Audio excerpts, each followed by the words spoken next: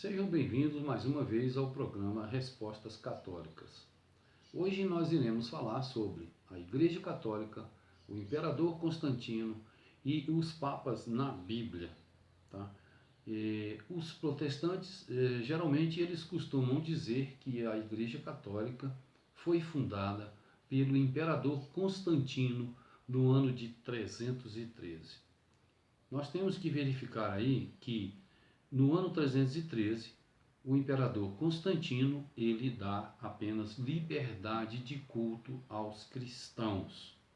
Mas quem vai oficializar realmente o cristianismo como religião oficial do Império Romano é o imperador Teodósio I no ano 380.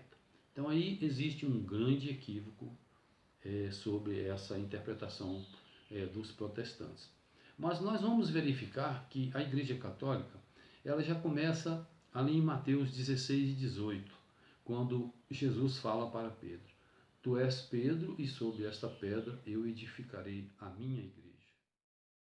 Apesar que os protestantes vão dizer que Pedro não foi um papa, né? Mas tudo bem, sem problema. Nós podemos então pegar, né, já que seguindo essa linha protestante que é totalmente errada, então nós vamos pegar pelo menos então o segundo Papa, que é Lino. Lino, ele vai suceder Pedro, né, quando Pedro morre, então vem um Papa com o nome de Lino. E o importante é que esse nome Lino, ele está também relatado no Novo Testamento, né, ou seja, na Bíblia. Nós podemos verificar o nome de Lino ali eu anotei aqui, em 2 Timóteo, no capítulo 4, versículo 21. Então, o Lino, que está na história dos papas, que é o segundo papa, nós podemos encontrar também o nome dele na Bíblia. Né? E um outro nome também que nós podemos buscar na Bíblia, no Novo Testamento, é o quarto sucessor de Pedro, que é Clemente. Né? Então nós temos o primeiro Papa que está narrado no Novo Testamento, que é Pedro, apesar que os protestantes não aceitam, mas nós temos um segundo Papa que sucede Pedro, ele está em 2 Timóteo.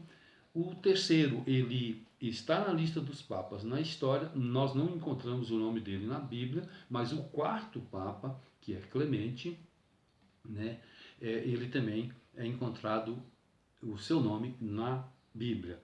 Nós podemos verificar lá em Filipenses, no capítulo 4, versículo 3. Então nós vamos ver o nome de Clemente. E para nós entendermos então a origem da Igreja Católica, nós temos que entender logicamente essa sucessão apostólica e a lista destes papas. No vídeo a seguir agora vocês vão acompanhar uma lista do primeiro Papa até o 32º, que vai coincidir ali com o período de Constantino. Então, o que nós podemos afirmar, né, de imediato é que antes de Constantino houveram 32 papas. Né? E uma pergunta que fica aos protestantes é a seguinte: esses 32 papas que exerceram os seus pontificados na história da igreja, esses 32, antes de Constantino, eles pertenciam a qual igreja? Naquela época só existia a Igreja Católica, né? Apesar que os protestantes vão dizer que o nome católico não está na Bíblia, mas nós podemos observar que um bispo da época, ali por volta do ano 100, 105, Santo Inácio de Antioquia, já vai utilizar esta expressão católica. Então são alguns anos, vamos dizer assim, alguns anos, pouco depois da morte dos apóstolos. Nós temos então, só para vocês entenderem, nós tivemos então Pedro, nós tivemos Lino, que é um sucessor de Pedro, nós tivemos um terceiro, que é sucessor de Lino, e um quarto, que é Clemente, sucessor do terceiro Papa. Né? Então nós vamos passar para vocês aí agora essa lista de 32 papas, e a gente vai comentando algumas coisas aqui para vocês entenderem melhor como a Igreja Católica se iniciou. Vamos conferir então. Pedro, o seu pontificado é ele por volta do ano 33 a 67. Lino, que foi mencionado na Bíblia, o seu pontificado fica em torno do ano 67 a 76. Aí depois vem Anacleto, que é o terceiro Papa, né? E ele vai, seu pontificado, de 76 a 78. Depois vem Clemente, esse que acabei de falar que está relatado em Filipenses.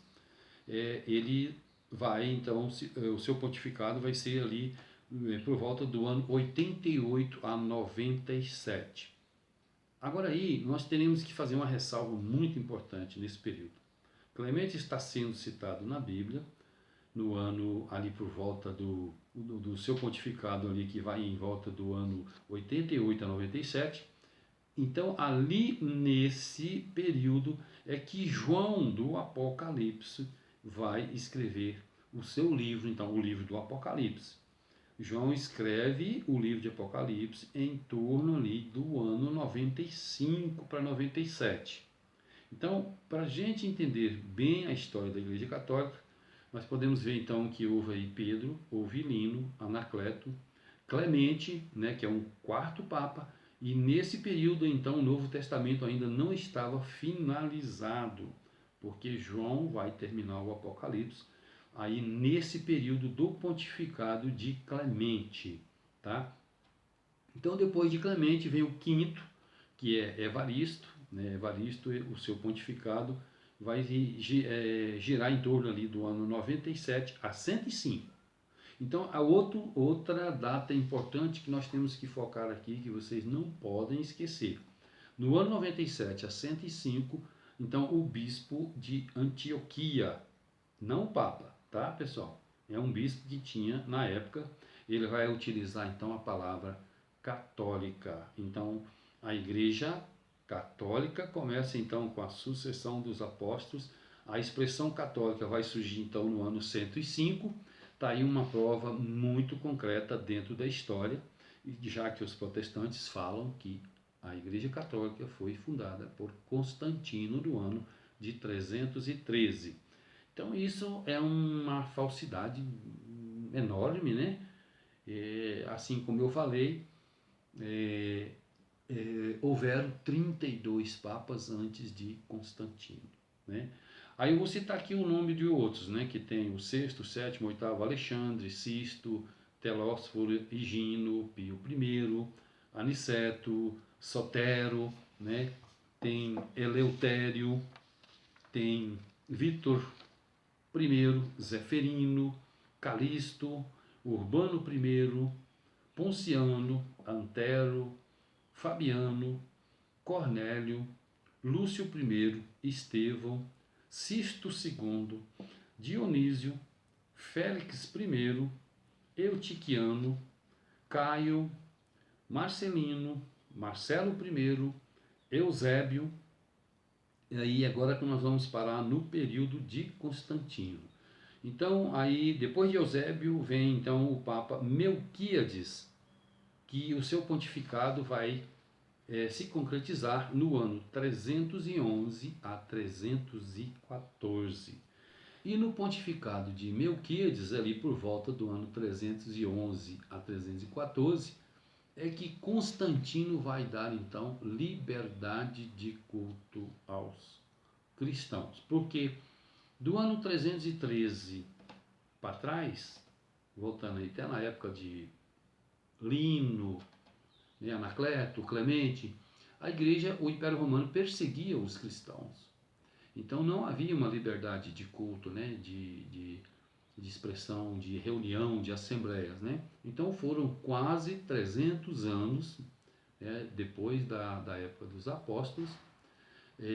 Os cristãos então não tinham essa liberdade de culto. É nesse período de 313 que o imperador Constantino vai dar liberdade de culto aos cristãos. Liberdade, pessoal. Então, quer dizer, a partir de aí, os cristãos não seriam mais perseguidos pelo Império Romano.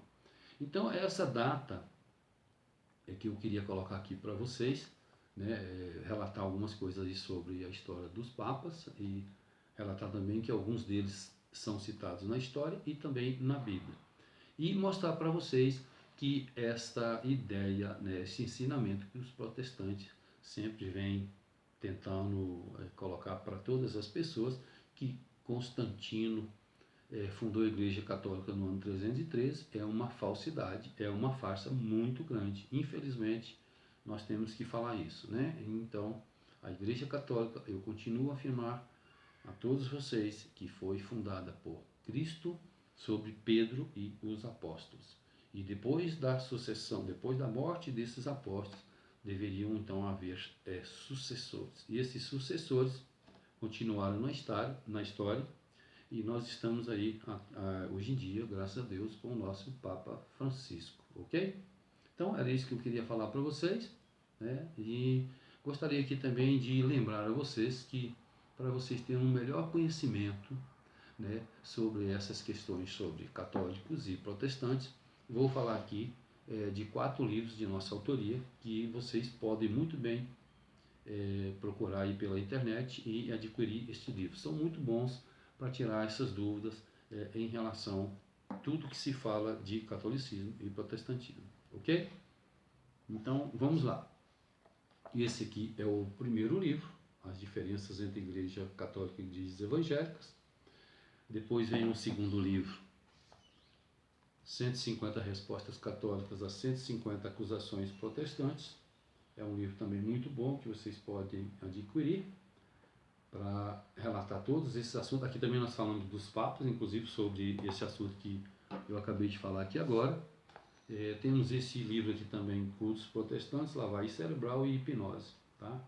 É um livro muito polêmico, mas que na verdade está acontecendo aí algumas coisas são utilizadas sobre esse tema por pastores protestantes em suas igrejas, tá certo? E o último nós temos aqui, porque esses protestantes tornaram-se católicos. Aqui tem um relato de mais de 50. Então, o recado de hoje seria esse e até a próxima, se Deus quiser. Que Deus abençoe.